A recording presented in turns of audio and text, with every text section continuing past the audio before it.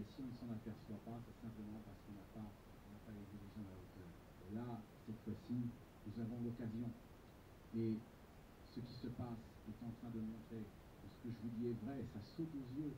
Car qui trouve-t-on en face de Marine Le Pen? Je terminerai par là. On ne trouve que des candidats qui ne sont pas du tout à la hauteur. Bon, Mélenchon, très bon orateur, c'est batteur.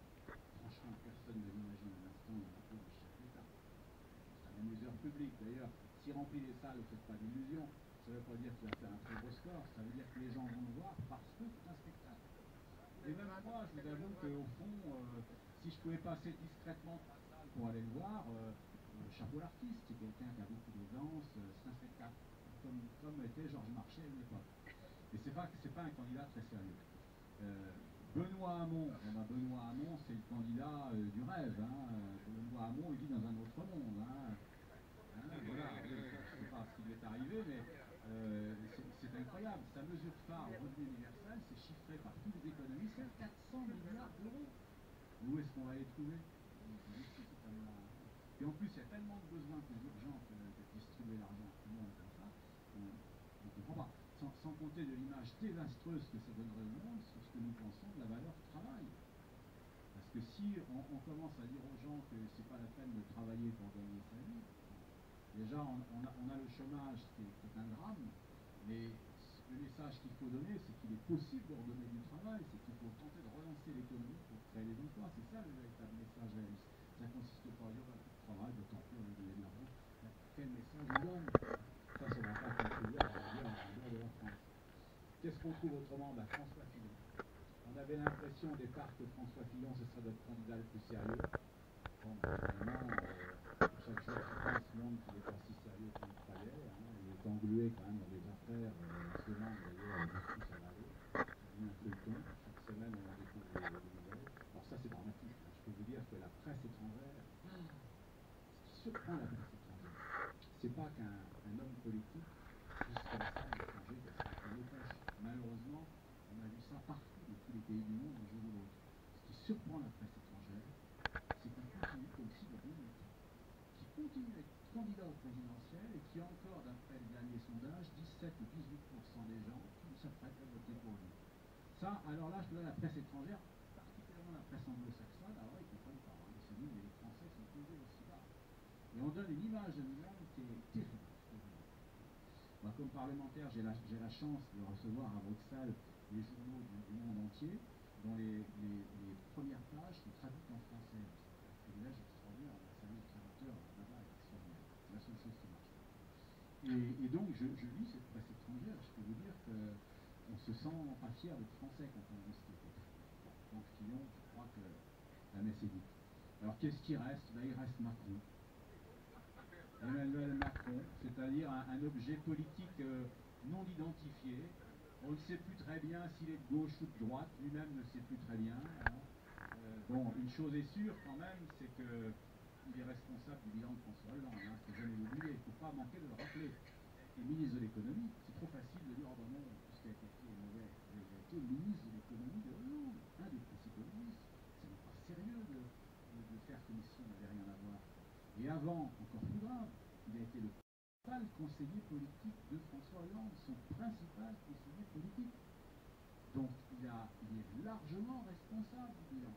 S'il n'était pas d'accord, il n'avait qu'à démissionner très vite. Il ne l'a pas fait. Il est responsable. En outre, c'est l'homme des banques. Il a travaillé chez Rothschild. Il a fait fortune d'ailleurs en travaillant avec Rothschild.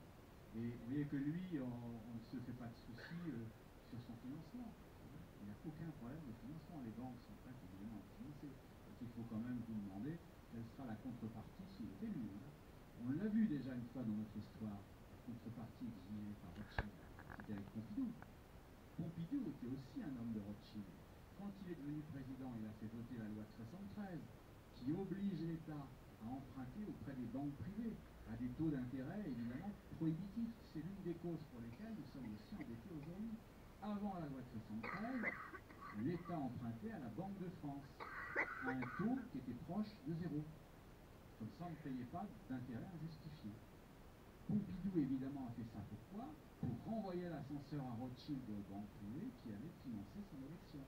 Eh bien attention, avec Macron, il y aura aussi des contreparties. Ça nous coûtera cher de le temps de dire.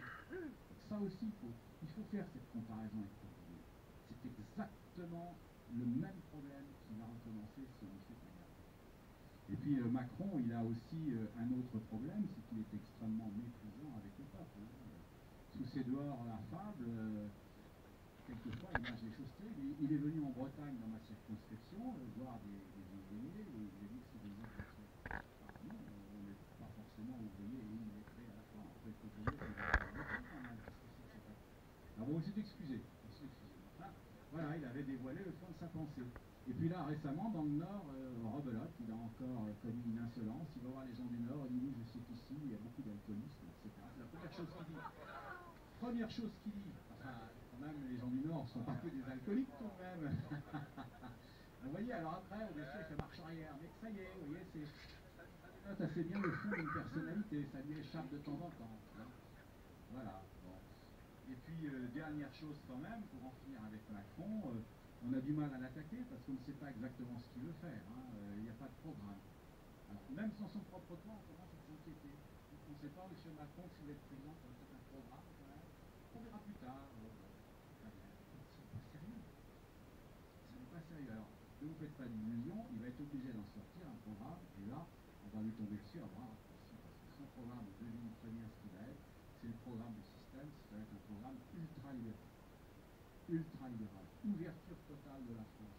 Tous les marchés. La Chine, etc. Voilà. Je peux vous dire que le chômage n'est pas arrivé au bout de la route. Évidemment, une politique totalement au service des banques. Vous avez vu que ces derniers temps, les banques ont augmenté beaucoup les frais de gestion des comptes, etc. On fait voter à Bruxelles, à Paris, des mesures qui permettent aux banques qui seront en difficulté financière de se rattraper sur nos comptes en banque et sur nos assurances vie. Ça a été voté. Eh bien, je peux vous dire qu'avec Macron, on ne viendra pas en arrière. Hein, ça sûrement pas. Et puis, bien sûr, une politique de dévotion totale à l'égard de l'Union européenne.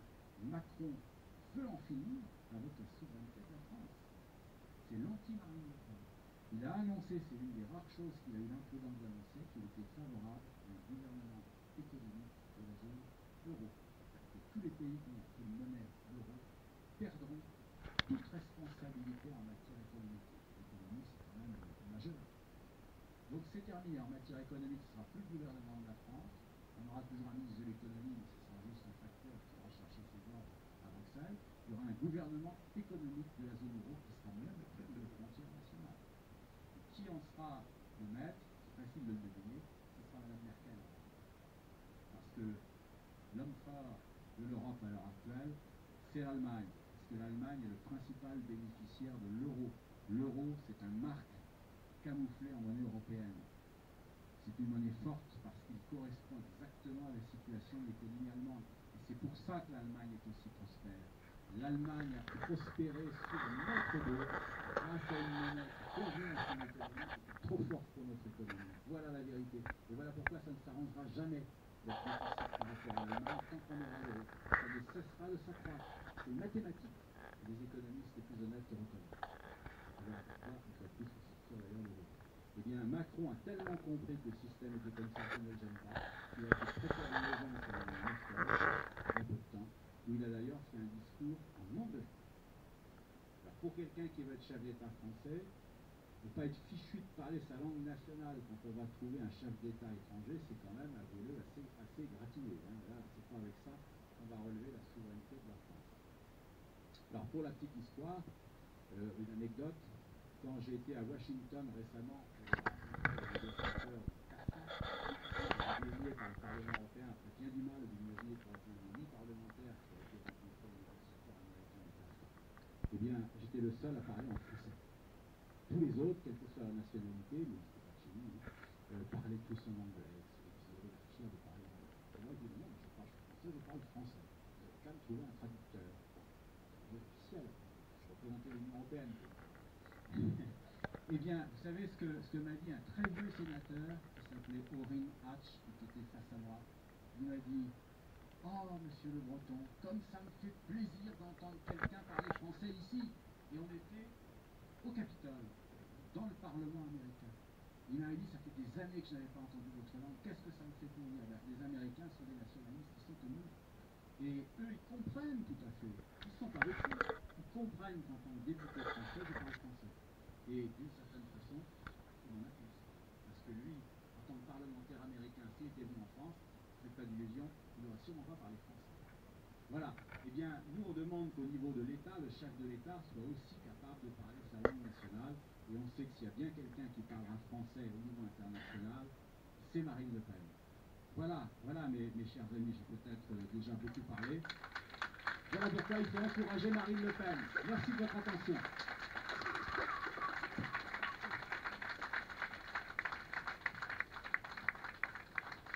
Alors merci beaucoup à notre député français Gilles Le Breton pour ce brillant exposé et c'est tous ces arguments pleins d'espoir pour la victoire de Marine Le Pen. Avant de partager ensemble la galette des rois, et pas la galette des politiques, hein, pas dans le même voilà, on n'est pas dans la même zone. Est-ce que certains d'entre vous auraient des questions précises posées à Gilles Le Breton?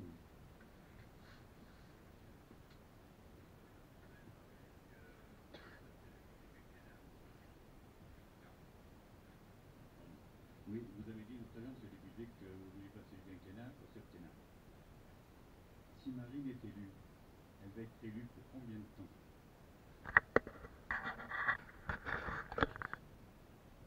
À l'heure actuelle, ce sera 5 ans, parce qu'elle va être élue sous l'empire de l'actuelle Constitution, donc c'est 5 ans.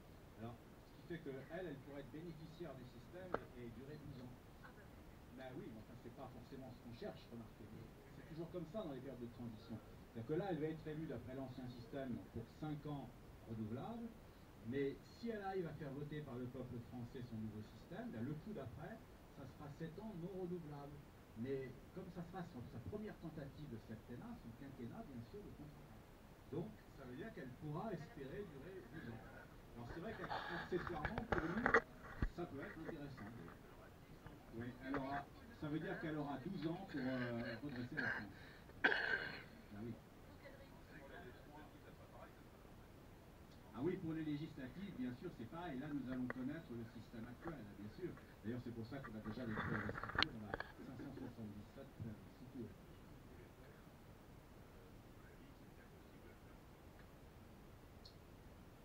Alors, c'est toujours pareil.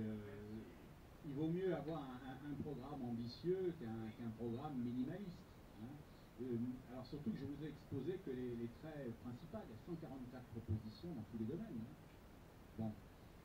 Alors vous savez, on peut faire quand même beaucoup de choses avec de l'énergie, avec de la détermination.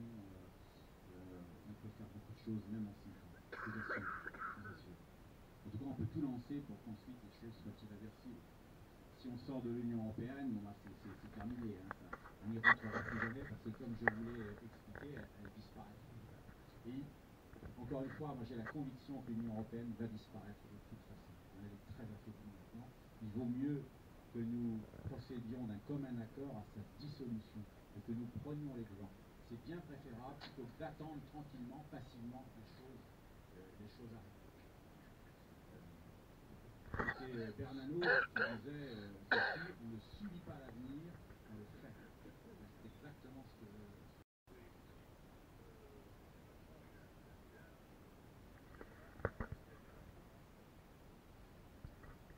À quel programme faites-vous allusion? Alors, peut-être, mais officiellement, il n'a pas endossé cette paternité pour l'instant.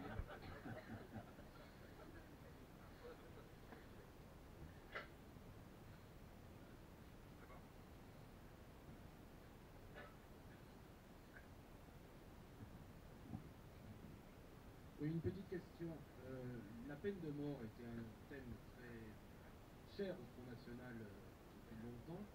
Qu'est-ce qui explique le revirement de ce projet à une perpétuité?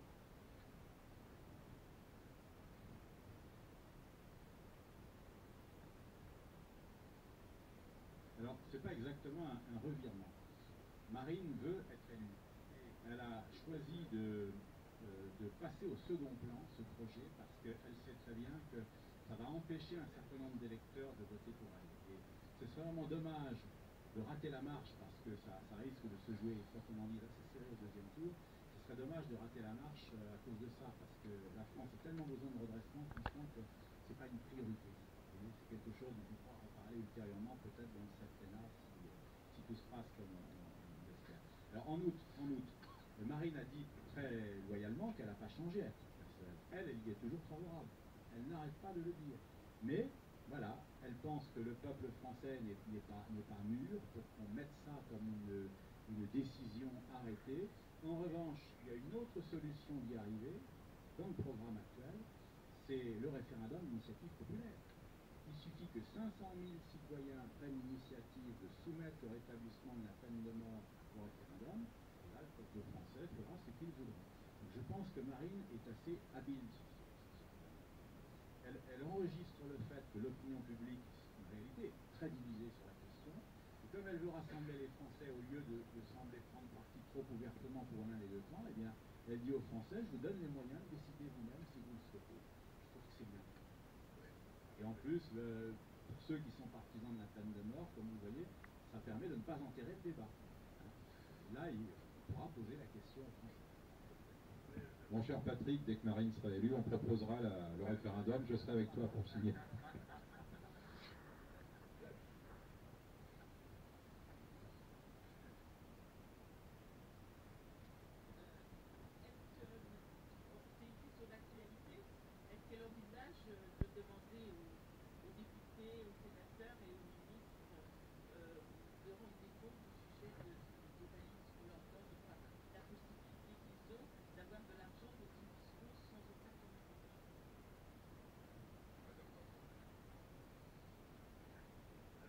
Oui, c'est pas seulement la réserve parlementaire. La réserve parlementaire, en général, la plupart des députés et des sénateurs publient maintenant dans la presse ce qu'ils en font et à qui ils la donnent. Il y a une espèce de tradition qui est en train de se dégager. Alors la réserve parlementaire, bon, moi personnellement, je n'y suis pas forcément très favorable, parce que c'est un moyen pour un député ou un sénateur de se servir de l'argent public pour faire prévaloir sa propre cause. C'est pas très moral, je trouve. Mais non, ce que vous, à un moment donné, votre question vise autre chose que la réserve parlementaire, ça vise les frais généraux.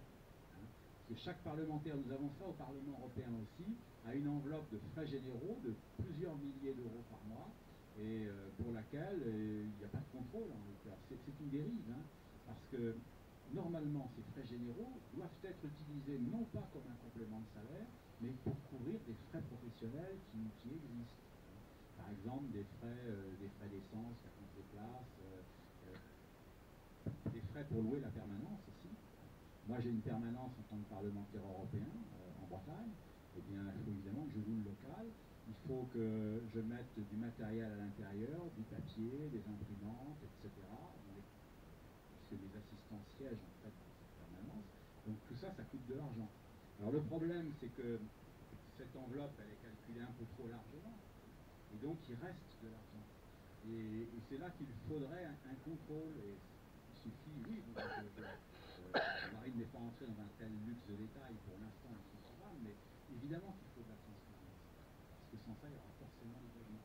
Donc, il faut maintenir cette enveloppe parce qu'il y a des frais incompressibles pour que le parlementaire puisse louer son local, acheter le papier, enfin tout ce qui permet de vivre au jour le jour. Ça, c'est absolument indispensable.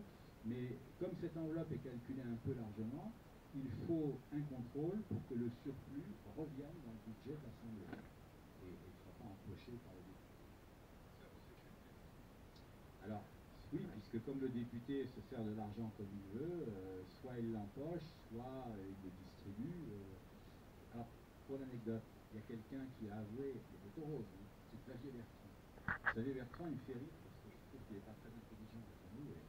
Il dit des énormités sans s'en apercevoir. C'est un personnage que je trouve assez truculent quand vous pensez que les Français lui ont préféré Marine Le Pen. Ça reste quand même une élue.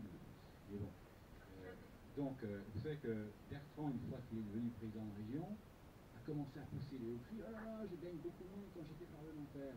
Et là, il commence à dire, je gagnais 5 000 euros comme député et 5 000 euros de mon enveloppe de frais généraux. C'est-à-dire que lui, il annonce sa couleur, il empochait tout. Ah bah oui, c'est ce qu'il a dit. Je gagnais 10 000, donc ça veut dire que dans son esprit, il empochait. Alors là, si c'est quelqu'un du Front National qui avait dit ça, je peux vous dire que c'était la mise en examen immédiate pour détournement de fonds publics. Chez lui, c'est passé comme une lettre à la poste et la presse n'a même pas relevé. Incroyable. Quel aveu. Et il a avancé ça comme argument pour se faire augmenter comme président. Vous voyez, c'est quand même gratuit. Donc, pour répondre à votre question, oui, je pense que c'est nécessaire. S'il n'y a pas de contrôle, vous savez, les gens sont tentés. Et au Parlement européen, les seuls qui sont contrôlés, évidemment, c'est les eurodéputés du Front National. Évidemment. Les autres, je peux vous dire que si on voulait gratter, on aurait des drôles de surprises.